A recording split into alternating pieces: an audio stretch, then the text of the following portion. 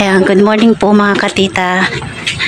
Ngayon po tutulungan po natin si Tita Deo magdala ng kanyang gamit sa tabing dagat. Bali, maglalaot po sila mamaya.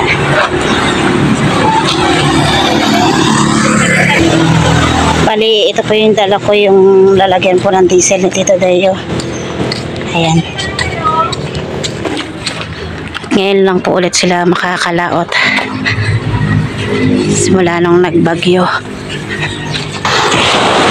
Ayan po, andito na po yung bangka ni James. Ayan po yung kompleto na po. Ayan sa bangka ng gagamitin ni Tita Deo. At doon naman po lahat po inayos na yung mga bangka nila. Sinasamantala po nilang maganda ang panahon para po sila makalaot. Hindi po alam kung kailan ulit ang hindi makakalaot, kaya sinasamantala po nila ngayon. So, malaki pa rin po yung alon, pero mamaya daw po kalmada na. Ayan, at ako muna iuwi po at magluluto na ng baon ni Tito Deo. Kaya uwi na muna po ako.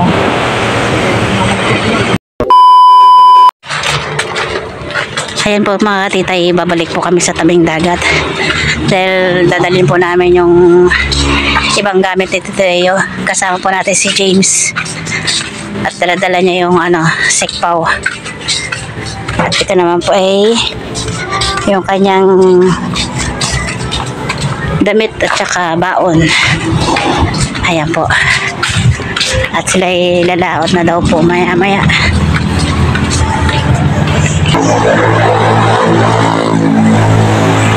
Hi ka naman, James. Hi. Bali, dito po andito na po yung yelo ni Tito Deo. Ayan po yung yelo niya. Ayan po. At ito na rin po yung kanyang tubig. Saka ito yung nilagyan ng damit niya, tsaka yung baon. Ayan po. Ayan po, pagod na rin po si Tito Deo. Kanina pa pong umaga siya pabalik-balik at inayos yung kanyang bangka. Ayan, hayaan mo natin, malay mo bukas ay bawi naman. Ano sabi mo, di bali ng pagod? Di naman pagod, di naman tamad. Di naman daw. Di naman pagod, di naman tamad. 2 hours later. Maganda nga po mga katito at tita. Dito po tayo ngayon sa laot. Lumaot po tayo para mamusit. Ayan po, marami po tayong kaibigan dito. Marami po bangka. Bangka. May barkod, naman, malaki. Costco Shipping. Ako, malaki. Okay, Costco Shipping. Ang dami tayong kaibigan dito. Yun. Ay, sila kaibigan natin si Junior Federico. Ayun, si tito ninyo dun sa may bangkang malaki. Tinala niyo yung bangka niya sa payaw. Tayo po ngayon mamumusit. Mamaya nakastambay muna tayo dahil walang dawi sa isda.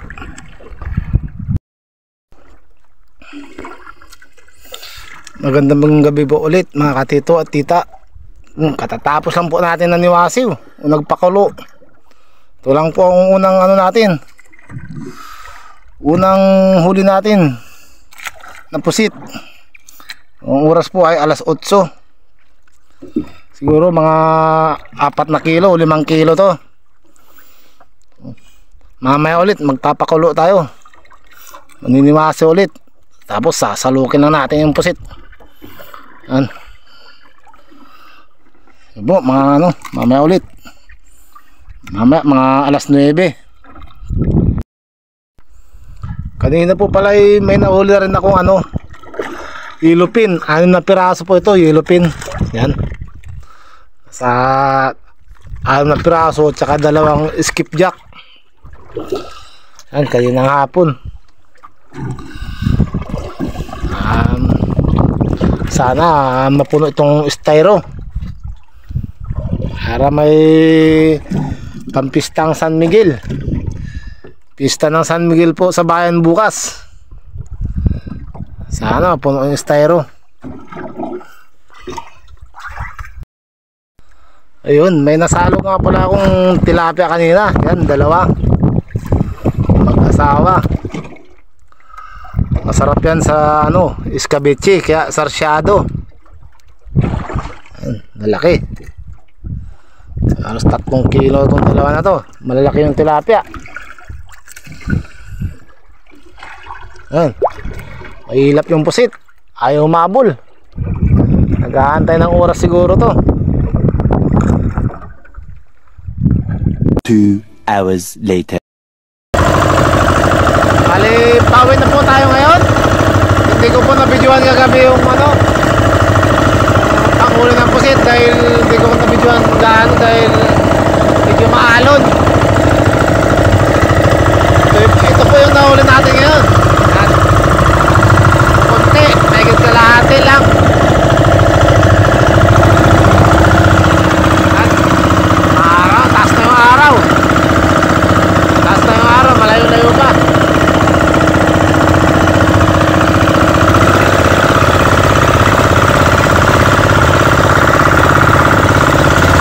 Taon na si tito ninyo.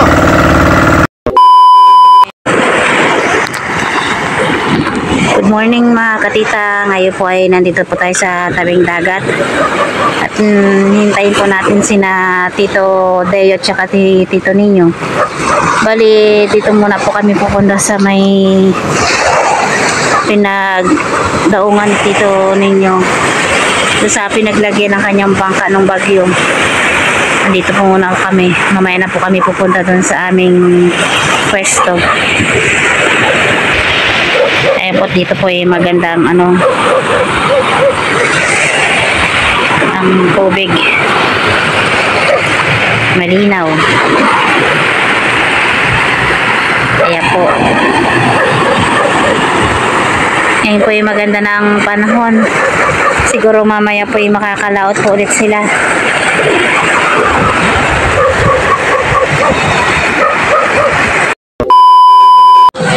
Ayan po, pabalik na po kami dun sa aming pwesto. Dahil nag-chat na po si Tito ninyo, bumalik na lang daw kami dun. At dun siya sasadsad ka natin nini. Ayan na po siguro sila. Kami pupunta na dun. Si Tita Saning.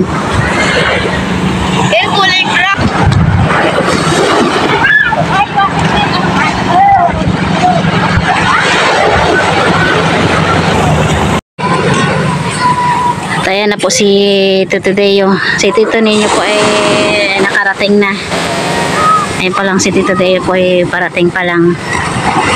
Kaya kami pupunta na doon sa aming daungan, ang aming sadsaran. Ayan. Bali nasira po yung underwater ni Tito ninyo. Kaya konti lang daw po yung huli. Tingnan lang po natin kay Tito Deo kung anong huli niya. Ayan na po si Tito Deo. Sabay marami na pong naghihintay para makatulong sa kanyang pagtaas ng bangka.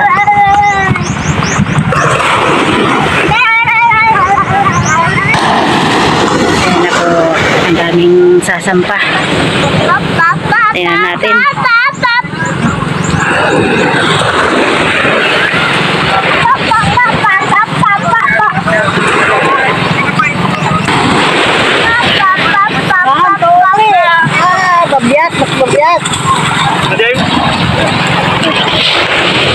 Ayan na po, titingnan na po natin kung anong kamuli.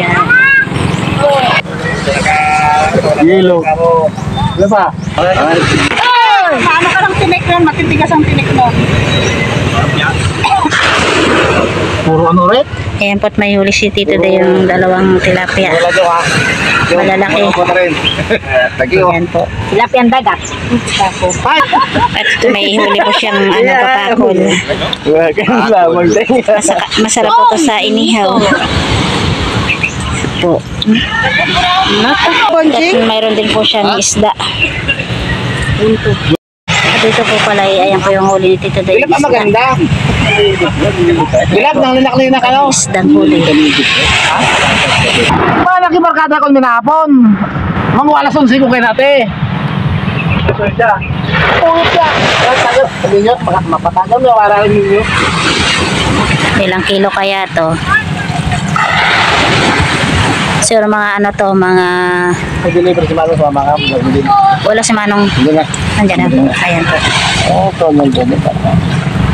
Mga ilang kilo kaya yan, ano? Mag-20 yan, pati. Nakakita. Ito naman po yung huli dito sa kabila. Lalaki. Ano pala yung kahapon? Sumin nila ko yung Jerome. Ha? Sumin nila ko yung Jerome. Marami na Wow, naman laki. Kaya po malaki. Walo? Sa'yo? Sila kambal din, dami. O, ibon dami. Bali, ito po yung huli ni Kuya. Ang po no? Pero tambakol. Kung lalaki, oh. Ilang piraso to, Kuya? Walo. 8. Wow. 8 piraso po ganito kalalaki. Yan po, kami na lang po ni Tito Deo ma-deliver dun sa buyer ni Manong. Bali doon na po ni Tito Deo ibibenta yung kanyang mga huli simula ngayon. Ayan po. Ayan po, ipupunta ako na po kami sa buyer ni Manong. Ayan po, kami naka-tricycle lang.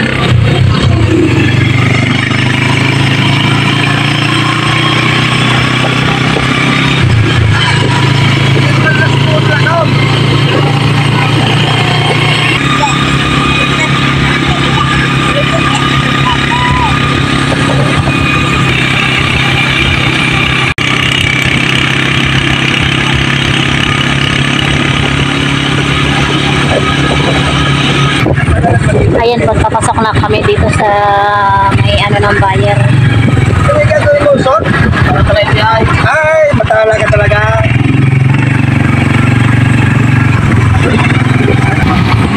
Ayan, nandito na po tayo sa buyer. Ano kasi siya tawag dito? Eh, sa'yo sila. Nabubuko yung ano natin. Marami na siya. At ito po yung isda ni Tito Deo. 7.4 BL. Kami kuya. 7.4. Pusit. Ito po yung 11.3 pusit. pusit ni Tito Deo. Doon sa lawag. 11.3. 3. Ayan po. At ito po pala yung napakaraming pusit dito. Puno na. Ayan po. Kay papa mo ng sagna. At yan po kami pauwi na. Ayan po.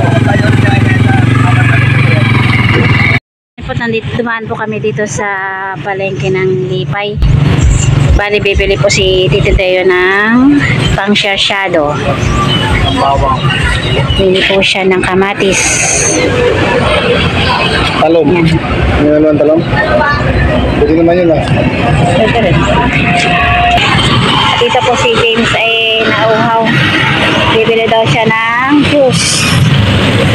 Anong bibili mo, James? Sa, ano nga ito, Kuya? Gulama. Ano to? Ito. Isa nito, tsaka ito, tig 10.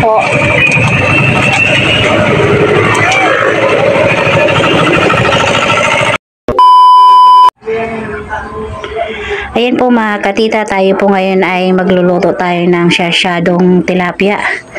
Bali yung tilapia po ay yung huli ni Tito Deo dun sa laot. Bali ito na po yung ating tilapia. Nakahiwa na rin po ako ng bawang sibuyas at itong kamatis. Ito po ay meron din po tayong itlog. Yan po. Pipirito ko muna po itong ating tilapia. Ito po yung ulo ng tilapia. Laki.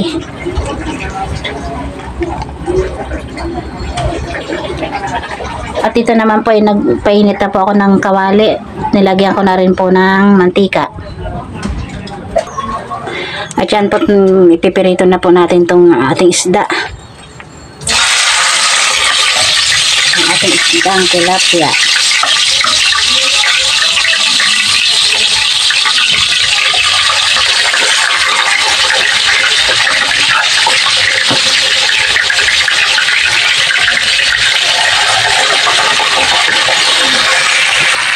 Ayan po, nakasalang na po yung malaking ulo ng tilapia. Ayan po. Bali po ito, tapos ko na pong trituhin itong tilapia. Ang nandun na lang po nakasalang yung ulo. At yan po tayo magluluto na po ng sarsyadong tilapia. Bali nagpainit na po ako ng mantika at saka kawali. Bali, ano ko na po itong sibuyas, bawang.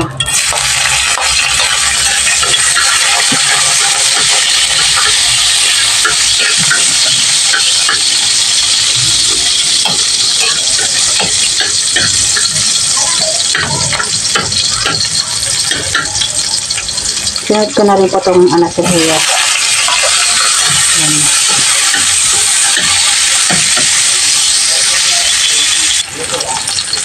Sunod naman po natin ang kamatis.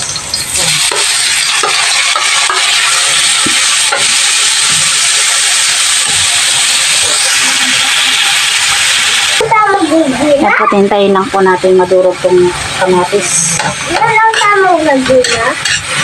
Yes po. Sabi ko ni Tintin masarap na daw yung niluluto ko. Kamatis pa lang naman po ito. Malang si Tintin masyadong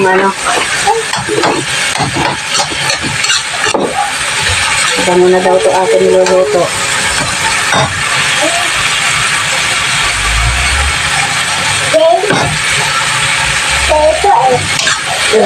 Natalo po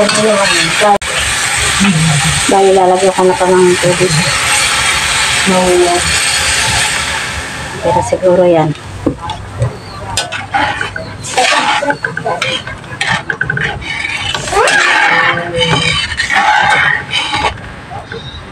Tayo lang natin kalo.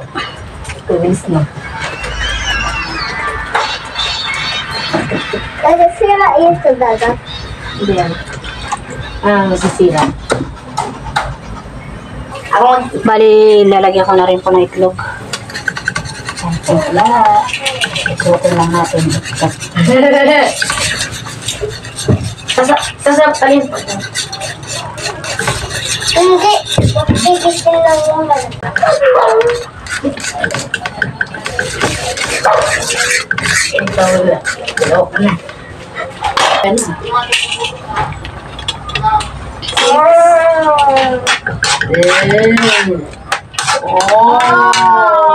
Dalo na tayo sa bed.